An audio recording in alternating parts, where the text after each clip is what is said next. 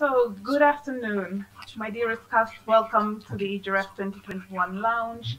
P.S. Boga, welcome as well. James Nyoro, and all other dignitaries and partners, of course. It's fantastic to have you here at this lounge.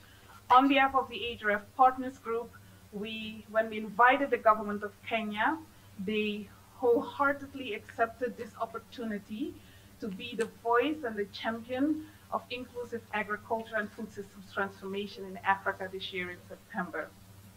I can tell you that we're very excited.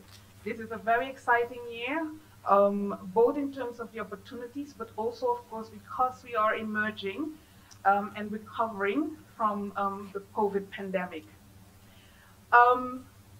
We have a great opportunity here as Kenyan constituents and partners from all across the continent and all over the world. So actually, I will keep it very short. Our theme this year are the pathways towards recovery and resilient food systems. So I'm really calling upon all of you. Showcase to us, how are we going to accelerate our delivery towards our 2030 targets? How can we work together in partnership similarly as the AGRF partners have? And how can we really make sure that the voice and the priorities of Africa will be resonating across the globe? We started off in 2010. The AGRF started in Ghana actually before that, right? It started off in Europe somewhere, and we brought it home in 2010. It started in I think in Norway, but we brought it home in 2010.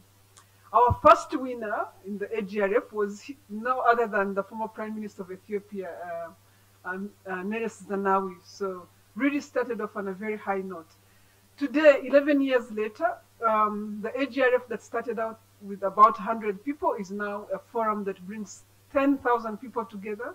We hope that this year we can actually reach over 20,000 people, through online connectivity, but also through a hybrid model that will bring many of us in a room. I tell you, this amount of people is a little bit about the same size we had last year, just to tell you how much COVID has dispersed us. In Ghana, we're over 4,000 people. In Kigali, we're about 200 people, right? We live here, we work here, we love what is happening here from a private sector perspective. We really feel that it's an opportunity to come back together. And we look forward to really having a major global campaign. We have since evolved the AGRF into many pieces. We now have a deal room, we now have a ministerial round table, we now have Generation Africa, we have the Africa Food Prize. These are all pieces of the AGRF and many more. We are going to have the Value for Her join the AGRF for the first time this year. So really different pieces that bring out the character of the continent we are trying to build. 70% of our people are farming. 60% of our women live in agriculture, are farming. And we are not making enough out of this. Yet, every time we invest 10%, we impact our GDPs by about 6% or more, and we reduce poverty by 7%. As Council of Governors, and on behalf of the 47 county governments, we are happy to host the forum here in Kenya and commit to work closely with the national government and the AGRF teams to make the forum a success. We hope the forum will offer a platform of running as well as agreeing on resolutions, first of its kind after the devastation of COVID, for the common actions across governments in Africa. As we all know, agriculture still remains such an important sector in our economies. And therefore it is of paramount importance to have a coherent policy and legal framework that will enable all players in the sector to undertake their mandate or activities with less challenges and also create a conducive environment for trade across Africa. It is indeed sad to note, even without COVID, that Africa remains a net importer of food, thereby exporting wealth and importing poverty. Evidence shows that production of major food commodities have been stagnating, if not declining, against a backdrop of rapidly increasing population. However, as a Council of Governors, we note that there has been several successes. The question we've been having as a Council of Governors is how we scale the successes that we see.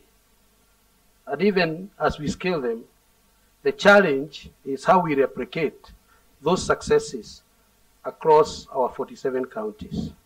That is going to be a critical issue as we host this AGRF. So this widening gap, of course, has created bigger problems, including high food prices, making our economies less competitive. We, as the Council of Governors in Kenya, will be discussing with you because we have made several commitments. One of the commitments that we made is to be able to benchmark the best practices and create a platform where we'll be able to share the best practices. We have also made it a commitment that we as county governments will be allocating a minimum of 10% of the budget to the agriculture sector in order to enhance investment within the sector. We also have to address incoherent policy and legal framework to support the agriculture transformation in many of our counties. We also have to address the issues of climate change, as we have noted the devastating effects of incidences such as the fall armyworm and the desert locust. We need to look at several smart technologies. We have to look at post-harvest losses, as has been stated. So Kenya has gone ahead to develop some of the common framework within the agricultural transformation framework that we've been working together with the national government, and we'll be happy to share this with you during the summit. So on my own behalf and on behalf of the 47 county government, I welcome you all to Kenya in August, and we will be sharing with you some of our practices. Thank you and God bless. Let me say that I first engaged with the AGRF summit in 2014 in Ethiopia, where I was invited to speak on behalf of young people in the continent to be able to articulate issues that are affecting young people from actively being involved in the agriculture sector. And surprisingly, after that, we got chances as young people to be able to be in a position of not only articulating challenges and hoping that our leaders would listen to them, but also through the example set by His Excellency the President, we were given an opportunity as young people to actually sit in positions where we can be able to actually do something about those challenges. And that is a reality that we are very much delighted to be experiencing, so that we can be able to, to contribute and also be able to be part of the change.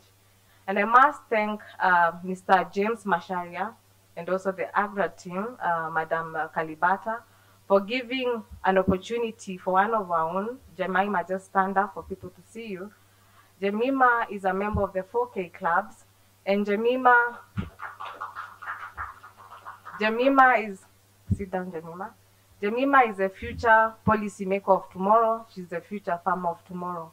So being able to deliberately bring them in the spaces where we have these realities being discussed is again one of those lessons that we hope the continent can be able to learn and also replicate, so that we can be able to not only intervene at that critical stage when we are already in our very formative ages of 18 to 35, but being able to capture these children when they're young so that their futures can be better. Now more than ever, it is critical to shape an African vision on food systems transformation, steering the continent towards zero hunger, which will require a transformational shift for the continent's significant importation of food from outside Africa that is projected to soar to US dollars 110 billion by the year 2025. The continent must therefore feed itself, and this requires building food systems that deliver sufficient and nutritious food through food systems that are sustainable and create shared prosperity for Africa. Food systems must therefore be resilient. The COVID-19 pandemic remains persistent, which adds to the urgency for transformation of food systems. Prior to COVID-19, Kenya had already set an agenda for food systems transformation, and the pandemic has awakened us to to the realities of the stresses for our food systems security. Our recovery path is anchored in our strong foundations, and we commit to transforming food systems through the following. 1, Kenya Vision 2030, which sets the agenda for inclusive growth and people-driven sustainable development. 2, that is the Big Four agenda, which places food and nutrition security for all Kenyans as a national priority. 3, the Agricultural Sector Transformation and Growth Strategy, ASTGS, which presents our commitment to increasing output and productivity, boosting incomes from agribusiness, and ensuring household food resilience and security. On behalf of the U.S. government, I want to thank the Kenyan government and the Alliance for Green Revolution in Africa, AGRF, for hosting the African Green Revolution Forum Summit event today.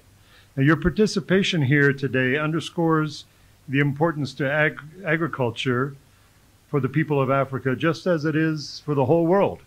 My father-in-law was a farmer, and so I feel something of that myself.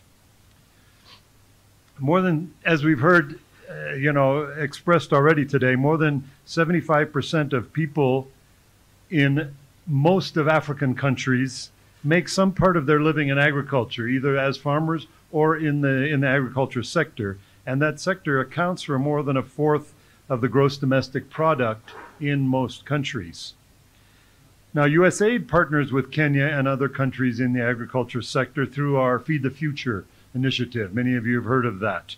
Feed the Future is the U.S. government's global hunger and food security initiative, which works hand in hand with partner countries to develop agriculture sector and strengthen food security to break that vicious cycle of poverty and hunger that we've heard about. USAID has partnered with AGRA from the time of its formation to transform African agriculture from a subsistence model to a commercial model, enabling and encouraging the private sector to support strong businesses that improve the livelihood of the continent's farmers and create more employment, economic and business opportunities across the continent. Now, at USAID, we believe that resilient food systems, as is in the theme of the summit, these resilient food systems are critical for ensuring food security and economic progress for the people of Africa. We also know that sufficient, safe, and nutritious food is a prerequisite for a healthy nation. The upcoming AGRF Summit in September 21 is an excellent opportunity for the private sector to forge partnerships in the agriculture sector. And the theme of the summit, Pathways to Recovery and Resilient Food Systems, is very timely. It also aligns, by the way, with USAID's focus on supporting countries to become more sustainable. As you go, please encourage other stakeholders even to register for the event in September. And thank you very much. I'm glad to see you and glad to be with you today.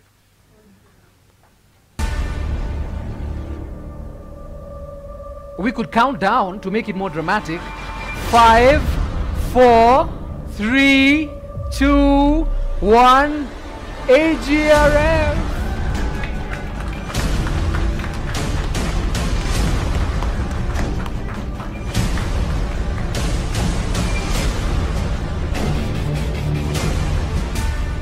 I hope you've all managed to take all the pictures you'd like.